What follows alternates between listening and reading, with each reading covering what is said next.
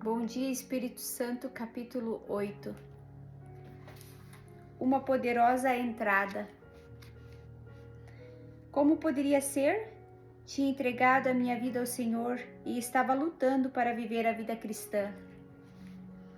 Quando penso agora sobre o que estava acontecendo comigo, parece impossível. Em fevereiro de 1972, depois da minha experiência de renascer, eu sabia que meu coração tinha sido purificado, mas as dificuldades que eu enfrentava pareciam insuperáveis. Havia conflitos em casa, indecisão sobre o meu futuro e uma autoimagem tão baixa quanto o chão sob os meus pés. Oh, como eu lutava com minha vida! Era até difícil, às vezes, entregar todo o meu amor ao Senhor. Tinha tantas questões urgentes. Depois, 2 semanas mais tarde, fui preenchido com o Espírito.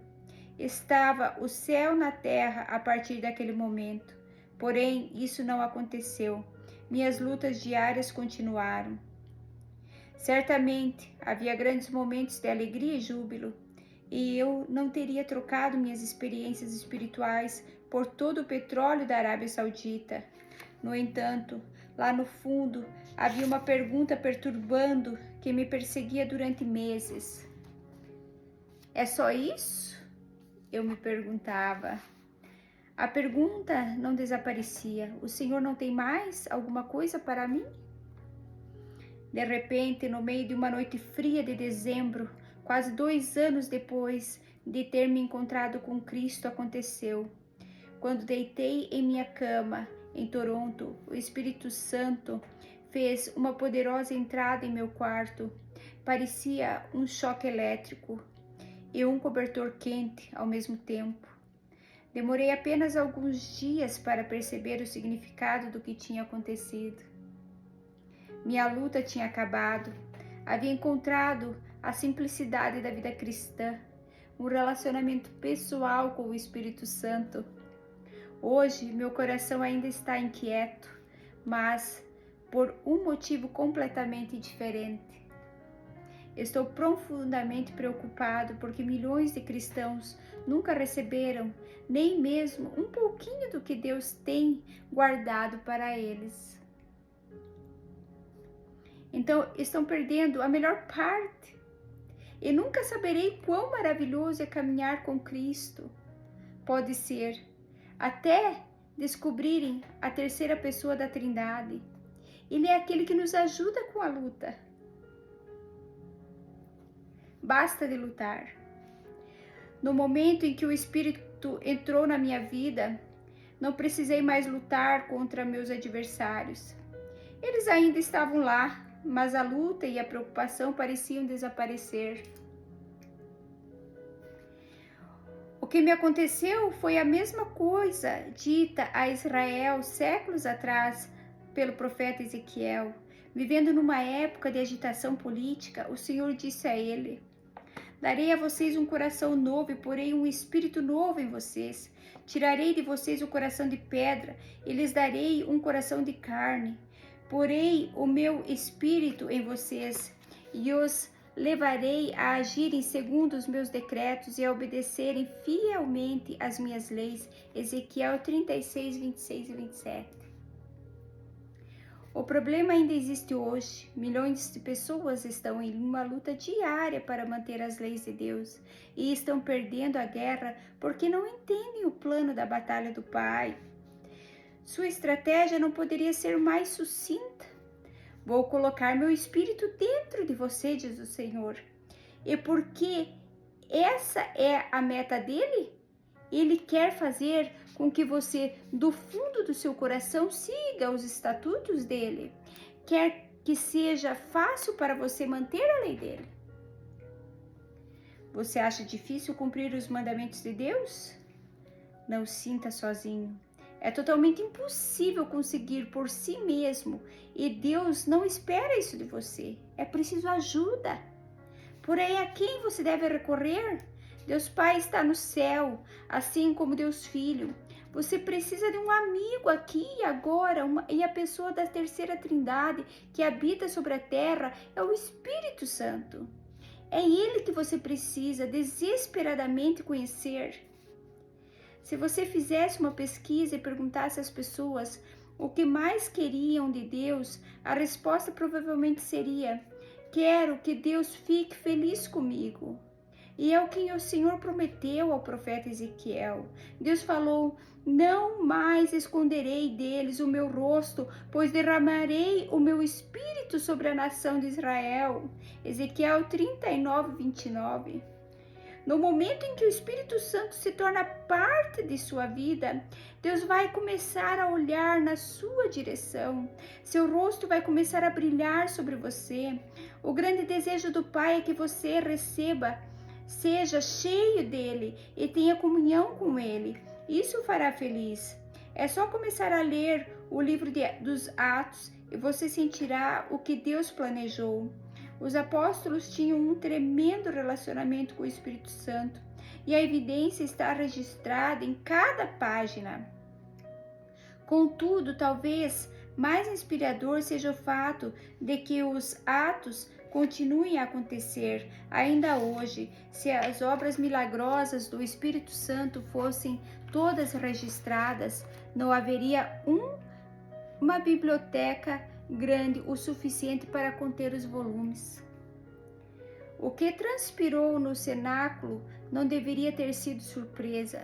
Antes de ascender ao céu, o próprio Jesus mandou os seus seguidores não saírem de Jerusalém, mas esperarem pelo dom que se prometera, da qual lhes falei. Pois João batizou com água, mas dentro de poucos dias vocês serão batizados com o Espírito Santo. Atos 1, 4 e 5.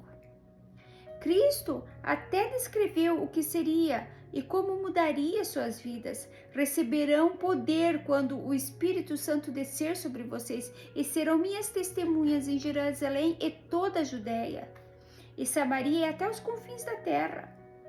A chegada do Espírito. Um vento violento. A vinda do Espírito Santo foi tão real quanto a vinda de Jesus na terra.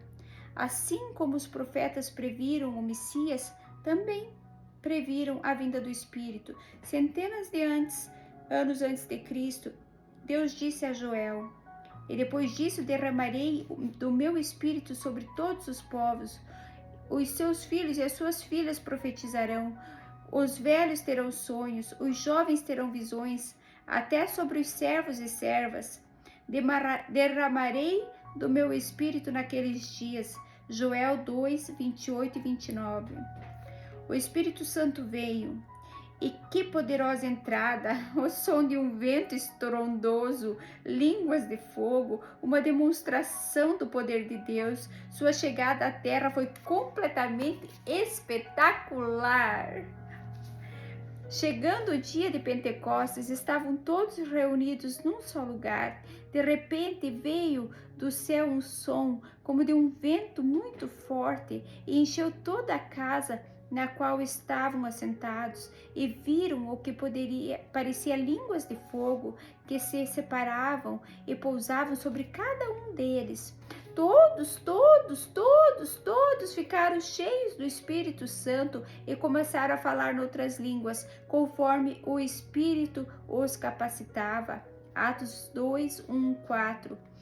Foi exatamente como Isaías tinha previsto, com lábios trôpegos e língua estranha, Deus falará a este povo. Isaías 28, 11. Agora, quando Jesus nasceu, o momento foi marcado por paz e silêncio. Era uma linda noite em Belém, tão clara que os pastores seguiram a estrela até a manjedoura. Que contraste com o poderoso barulho que acompanhou a chegada do Espírito Santo. Criou tal clamor em Jerusalém que, ouvindo-se o som, ajuntou-se uma multidão que ficou perplexa. Atos 2, 6. Eu costumava pensar que a frase, quando estava barulhento do lado de fora, significava que alguém estava correndo pela cidade dizendo: venham ver o que está acontecendo. Porém, não foi assim. O pandemônio do que aconteceu foi literalmente ouvindo por toda a cidade. Veja, havia em Jerusalém judeus tementes a Deus, vindos de todas as nações do mundo. Consegue imaginar o que eles pensaram? A palavra diz que quando eles ouviram esse som, correram espantados para o local, pois cada um os ouvia falar em sua própria língua.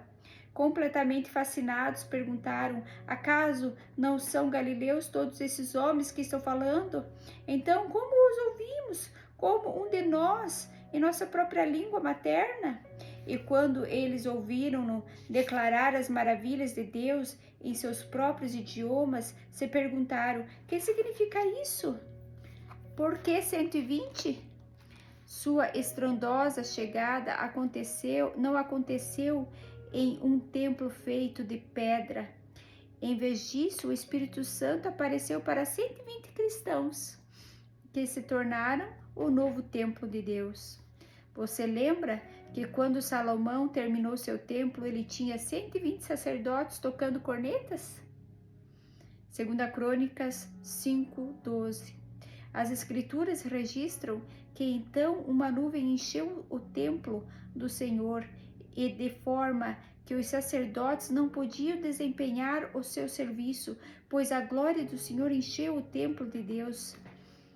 Aconteceu novamente no cenáculo. 120 se juntaram e o Espírito de Deus encheu o templo. Por que 120? É o número do fim da era da carne e do começo da era do Espírito. No Gênesis, onde por 120 anos Noé construiu a carne e a era da carne terminou. Deus disse: por causa da perversidade do homem, meu espírito não contenderá com ele para sempre. Ele só viverá 120 anos. Gênesis 6:3. É precisamente por esse motivo que o Senhor juntou 120 no Pentecostes, para que Deus, Espírito Santo, pudesse ser liberado entre as nações. Foi o que marcou o começo da era do Espírito. Os observadores não conseguiram entender o que estava acontecendo. Alguns zombaram deles e disseram: eles beberam vinho demais. Atos 2:13.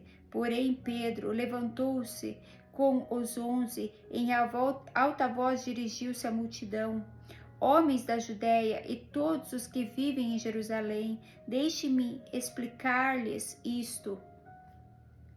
Ouçam com atenção, estes homens não estão bêbados, como você supõe. Ainda não houve horas da manhã. Ao contrário, isso é o que foi predito pelo profeta Joel. Os 120 estavam tão cheios do Espírito que não conseguiram se aguentar sobre suas próprias pernas. O Espírito era tão poderoso que tomou controle das ações dos cristãos.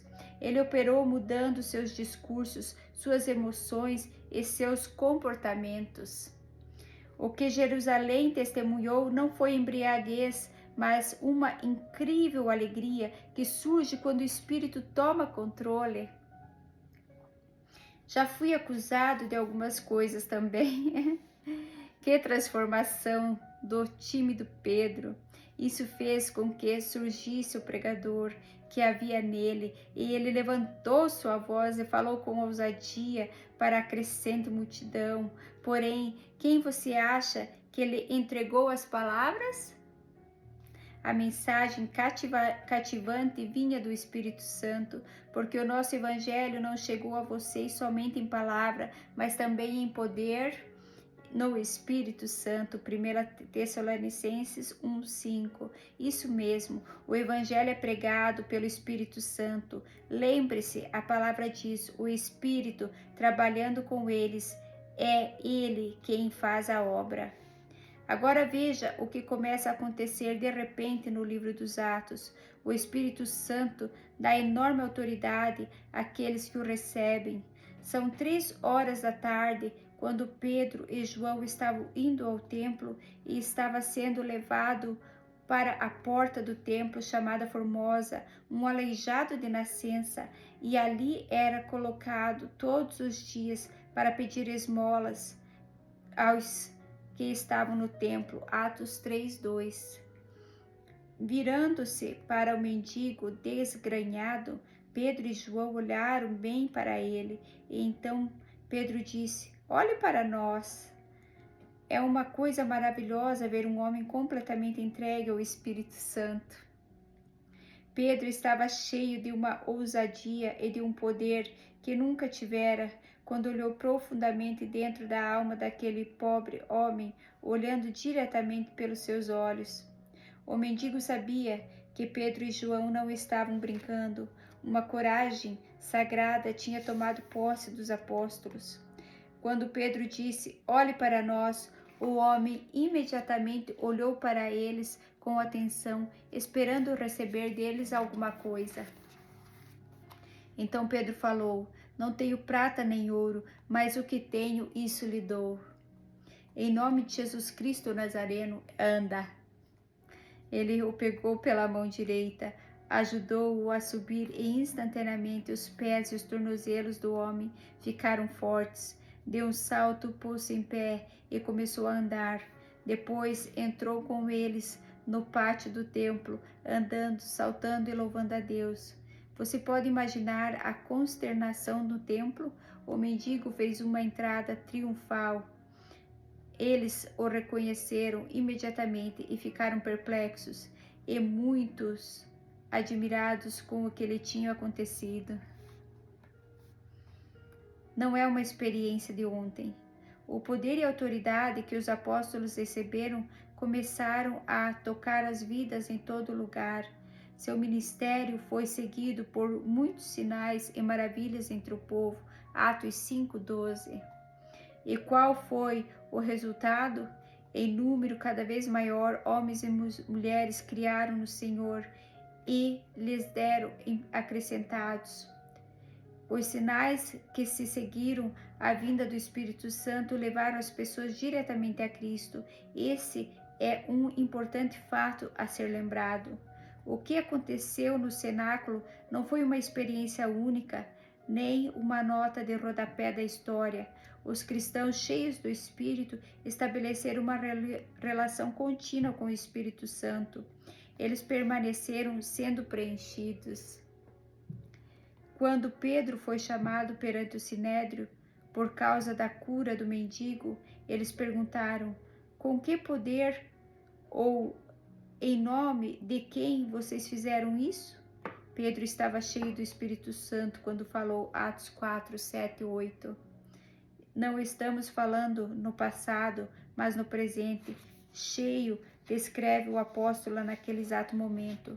Várias vezes nas Escrituras, quando os seguidores de Cristo são retratados como cheios do Espírito, a referência é para um novo preenchimento, não para algo que aconteceu ontem ou no mês passado.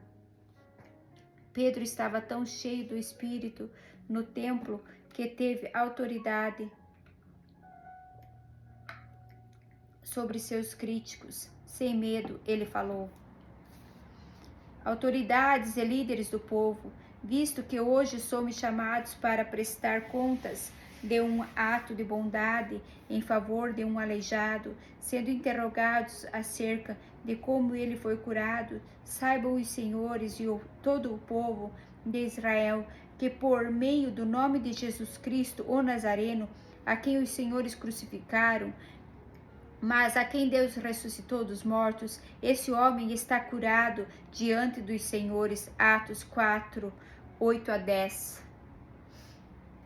Você percebe que o poder do Espírito pode preenchê-lo de tal maneira que você não temerá absolutamente ninguém? É possível estabelecer tal comunhão com ele, que mesmo dirigir-se ao líder de uma nação não causaria nenhuma apreensão. O Espírito levantará sua cabeça, alinhará seus ombros e lhe incutirá uma inesperada confiança. Quando viajei para o Vaticano em Roma para conhecer o Papa, pensei que ficaria nervoso. Contudo, isso não aconteceu, porque eu estava concentrado em meu objetivo, e entre os líderes do Vaticano senti fome pelas coisas do Espírito. Pedro, o poderoso. Pedro estava enfrentando mais do que os sacerdotes do templo, estava, na verdade, confrontando o governo de Israel. De fato, na noite anterior, quando se dirigiu aos sacerdotes, ele e João foram jogados na prisão. No entanto, quando ele falou, as palavras foram cortantes. Disse-lhes que o Senhor era a pedra que vocês construtores rejeitaram e que se tornou a pedra angular. Atos 4:11. Foi uma citação direta do Salmo 118, 22. Era o mesmo Pedro que poucas semanas antes, no mesmo lugar, perante as mesmas pessoas, tinha se intimidado diante de uma menina e negado seu mestre? Agora aqui estava ele cheio do Espírito, completamente determinado, desafiando os assassinos de Jesus. Não era mais Pedro fraco, era Pedro poderoso. Que mudança o Espírito realizou!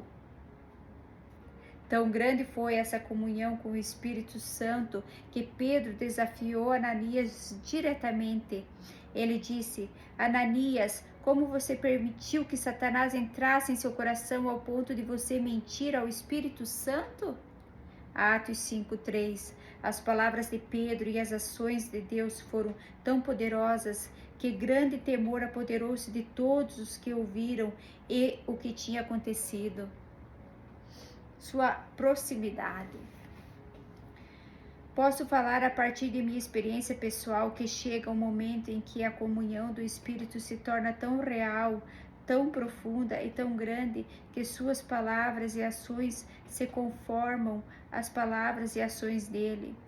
Quando você sabe, por exemplo, que ele foi entristecido, pode falar corajosamente em seu nome, sabendo que ele está fluindo em você a todo tempo.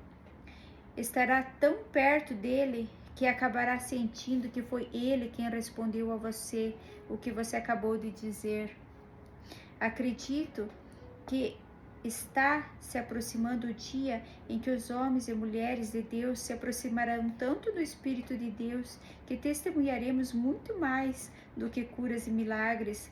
Vamos testemunhar como o Espírito vai dispersar aqueles que ousarem enfrentá-lo. Aleluia! Nunca se esqueçam de Ananias. Ele caiu morto, Atos 5:5. E nunca se esqueçam de Gease. Ele mentiu para Eliseu sobre os presentes que Naamã lhe trouxe. Naamã foi curado, mas o Espírito levou Eliseu a dizer: a lepra de Naamã atingirá você e os seus descendentes para sempre. 2 Reis 5:27. E foi exatamente o que aconteceu. Jesus fez uma declaração muito poderosa quando disse: assim como o Pai me enviou, eu os envio. E com isso soprou sobre ele e disse: recebam o Espírito Santo. Se perdoarem os pecados de alguém, estarão perdoados. E se não perdoarem, não estarão perdoados. João 20, 21-23. Isso deve ter sido um pensamento importante e levado muito a sério pelos apóstolos. O rosto de um anjo. Pedro estava tão perto de Deus que falou aos seus acusadores: nós somos testemunhas dessas coisas, bem como o Espírito Santo que Deus concedeu aos que lhes obedecem. Atos 5:32. O Espírito Santo possuiu Estevão de tal modo que, ao ser levado perante os sacerdotes, todos os que estavam sentados no sinédrio viram que o rosto parecia o rosto de um anjo. Atos 6:15. Porém, veja as palavras que ele falou: povo rebelde, obstinado de coração e de ouvidos, vocês são iguais aos seus antepassados, sempre resistem ao Espírito Santo. Atos 7:51. Por que ele disse isso? Por causa do que o preenchia. Mas Estevão, cheio do Espírito Santo, levantou os olhos para o céu e viu a glória de Deus e Jesus em pé à direita de Deus. A presença do Espírito se tornou poderosa na vida de Estevão, que ele foi capaz de olhar para cima e ver a glória de Deus. Até assumiu as emoções e atributos do Espírito quando estava sentado, sendo apedrejado. Estevão disse: Senhor, não os considere culpados deste pecado. Atos 7:60. Você pode imaginar tal reação? Ele não disse a Deus: julgue-os, mate-os e trucide-os. O Espírito Santo fez a diferença. Estou convencido de que há um ponto em que o relacionamento com o Espírito, que a unção se torna pesada sobre você, sua presença tão perto de você, que é possível olhar para cima e ter uma visão de Deus. Ele se torna real a esse ponto. Saulo, durante sua dramática conversão, teve uma experiência única com o incrível poder do Espírito Santo. Como estava a caminho de Damasco, soltando ameaças assassinas contra os seguidores de Cristo, de repente brilhou ao seu redor uma luz vinda do céu. Ele caiu por terra e ouviu uma voz que lhe dizia: Saulo, Saulo, por que você me persegue? Atos 9:3 e 4. Ele estava trêmulo e atônito. Quem és tu, Senhor? Saulo perguntou. Ele respondeu: Eu sou Jesus a quem tu persegue. Levante-se, entre na cidade, alguém lhe dirá o que você deve fazer. Atos 9:5-6. Os homens viajando com Saulo ficaram espantados e sem palavras.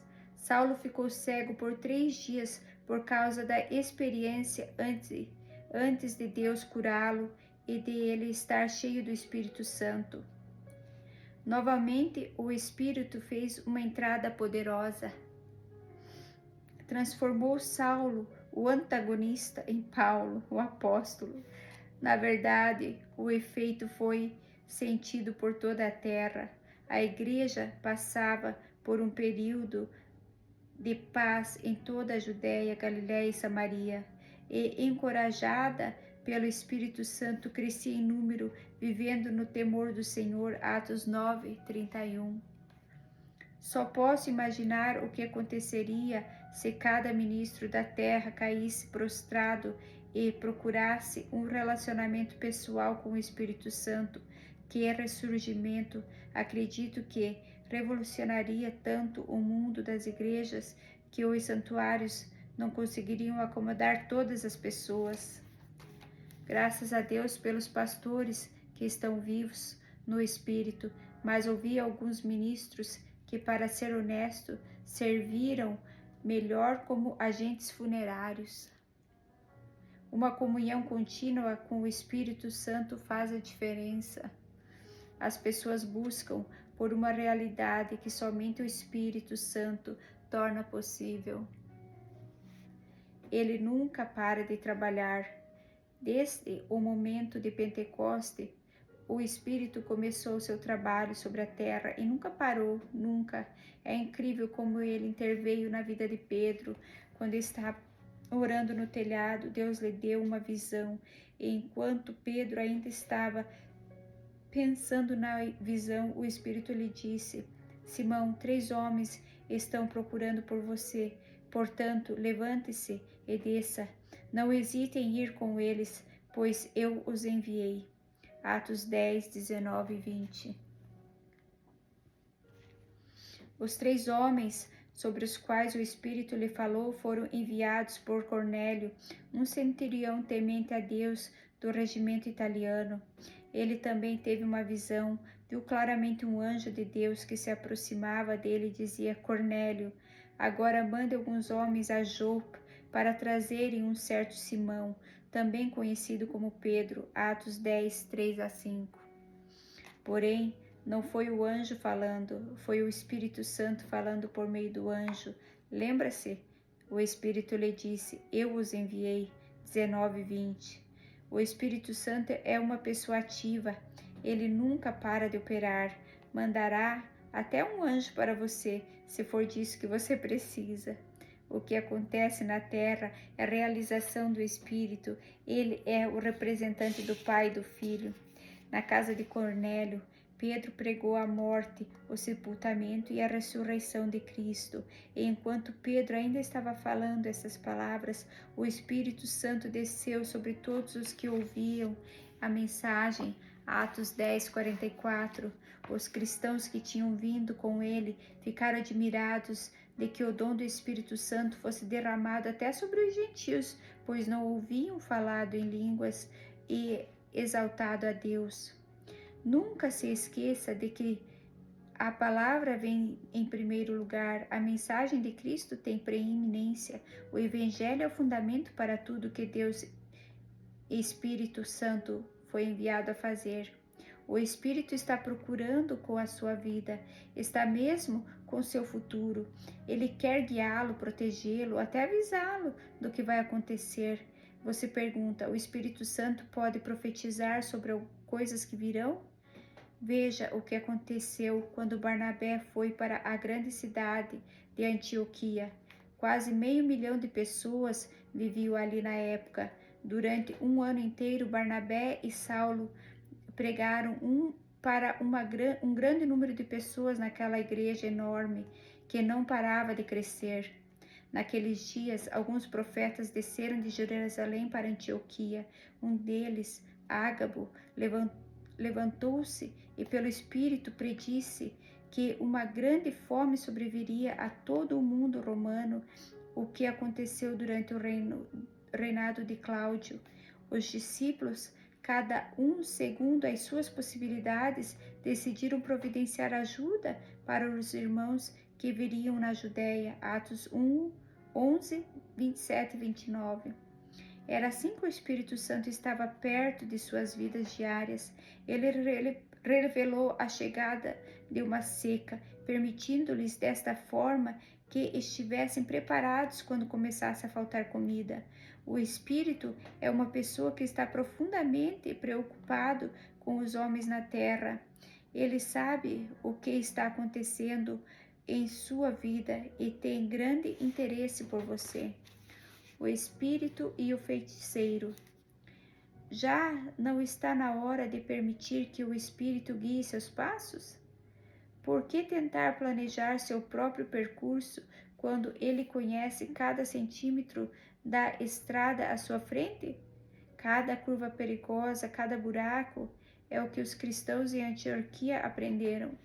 Enquanto adoravam o Senhor e jejuavam, disse o Espírito Santo: Separem-me Barnabé e Saulo para a obra a que as tenho chamado. Atos 13, 2. Responderam imediatamente. Enviados pelo Espírito Santo, desceram a Seleucia e dali navegaram para Chipre.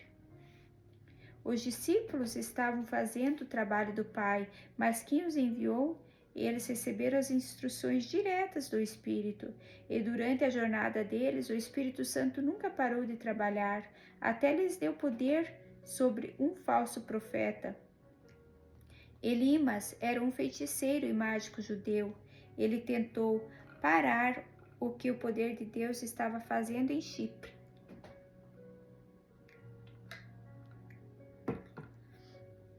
Porém, então, Saulo, também chamado Paulo, cheio do Espírito Santo, olhou firmemente para Elimas e disse: Filho do diabo, o inimigo de tudo o que é justo, você está cheio de toda espécie de engano e maldade. Quando é que vai parar de perverter os retos caminhos do Senhor? Atos 13, 9 e 10.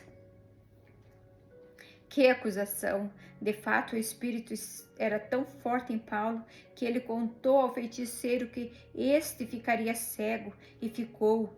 Mas como resultado direto, as pessoas começaram a se voltar para Cristo. A palavra do Senhor se espalhava por toda a região. Atos 13, 49. Os discípulos continuavam cheios de alegria e do Espírito Santo. Você pode perguntar: eu deveria deixar o Espírito Santo tomar todas as decisões? Afinal, Deus me deu uma mente? Claro que deu. Contudo, o que faz sentido para você também deve fazer sentido para o Espírito. O Conselho da Igreja em Jerusalém escreveu: pareceu bem ao Espírito Santo e a nós. Atos 15, 28. Quando estiver certo, será confirmado pelo Espírito Santo e você saberá que direção tomar. A mensagem e o mensageiro. Se o Espírito era tão necessário para Cristo, também deveria ser importante para você. Jesus nasceu do Espírito, foi ungido pelo Espírito, expulsou demônios pelo Espírito, recebeu sua plenitude pelo Espírito e realizou milagres pelo Espírito. E foi pelo Espírito Santo que ele ensinou, deu ordens, fortaleceu e governou a igreja, ofereceu-se na cruz e foi ressuscitado. Quanto mais o sangue de Cristo, que pelo Espírito eterno se ofereceu de forma imaculada a Deus, purificará as nossas consciências de atos que levam à morte, para que sirvamos ao Deus vivo. Hebreus 9,14. O mesmo Espírito que foi essencial para a obra terrena de Cristo é necessário para você. Ele é indispensável. Sua experiência de salvação está baseada no Cristo da cruz e na sua confissão. Porém, como você percebeu a realidade da sua regeneração? Como você sabia que seu coração tinha sido purificado? Isso, meu amigo, é obra do Espírito Santo. É o Espírito do Senhor que coloca a mensagem na sua alma. Não dá para encontrar palavras adequadas para descrever ou explicar isso, mas você sabe que é algo tão válido quanto a própria vida.